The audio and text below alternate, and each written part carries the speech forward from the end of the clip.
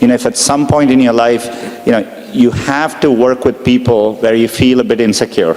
Like, I would ignore what's happening in the short term. Like, there is so much opportunity ahead over the next 10 years or 20 years. Getting into an elite institution doesn't guarantee success. It matters a lot, but it doesn't guarantee success. Partly, how did I do it? I didn't tell people for a while. Just had a small team and, worked on it. And people working anywhere in the world, born anywhere in the world, can create a product and make it available to anyone in the world. The most used messaging app in Southeast Asia was built by a young man born in Ukraine who moved to the US. And the 3 most popular viral games in the US in recent years came from entrepreneurs in Finland, Ireland, and Vietnam. You're the ones building the next Google, the next Spotify, the next Tesla, the next, well, we don't even know, but what I know is it's the idea that matters. It didn't matter where you come from or what your background is. One revolutionary idea, one brilliant invention can unleash other entrepreneurs to revolutionize industries in ways you could never predict. My question is, how much power you have as a CEO of Google? Can you change the Google Doodle to IIT KGP building for a day?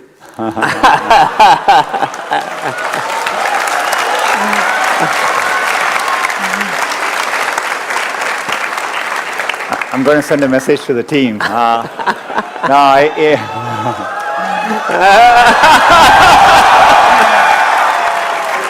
Before you get too excited, I mean, the good news is Google is set up in a way, I think even if I send that email, they wouldn't do it, and here's the reason why. I think we have, we build an organization with strong ideals and values on when we show doodles, for what occasions.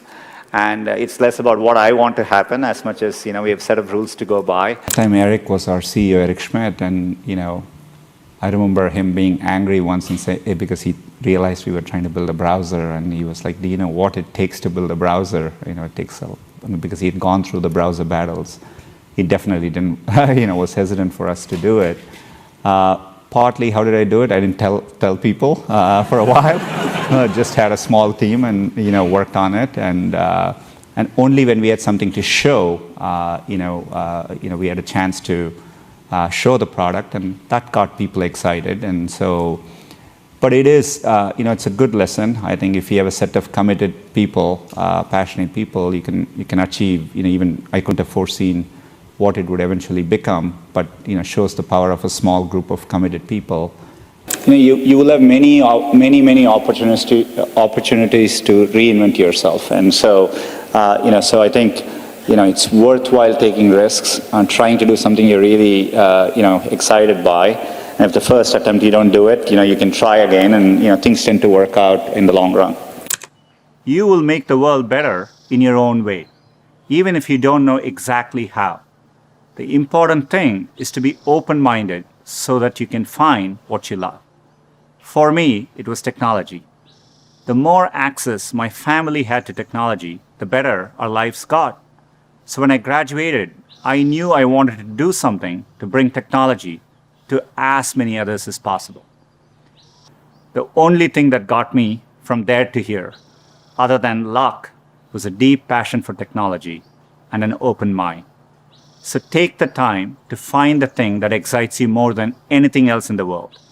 Not the thing your parents want you to do, or the thing that all your friends are doing, or that society expects of you. Look, it's remarkable to be at IIT. There are many great people who don't make it in, and you will see this later in life. People do well from all walks of life. I think it's important to remember, getting into an elite institution doesn't guarantee success. It matters a lot, but it doesn't guarantee success. And I think it's important to keep that perspective in life. And life is a long road, and so you want to take it at the right pace and enjoy what you're doing.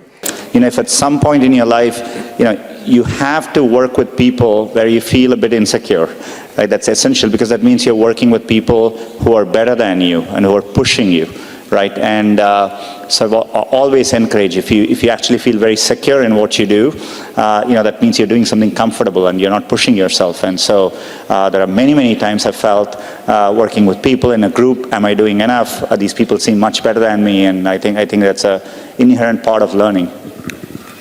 I came from South, I came from Chennai. I had learned Hindi in school, but I never spoke it much. Just listening to how people were speaking, I just thought you address people this way. So one day there was someone in the mess, and I had to call him. I called him Abe Saleh.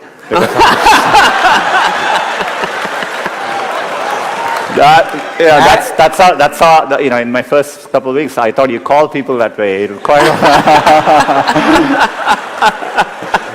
and next thing I know, the folks in the mess were quite upset, and I think they temporarily closed down the mess. Oh wow! So wow, I wasn't wow. very popular for that day. So you were responsible for the mess shutting down at IIT? Just for a moment, yeah, just for a moment. No, it's good. Look, I think it's important to remember you're going to have setbacks. It doesn't go exactly the way you. Sometimes it does, but that's rare. For most people, it kind of meanders, and it takes longer than you think it is.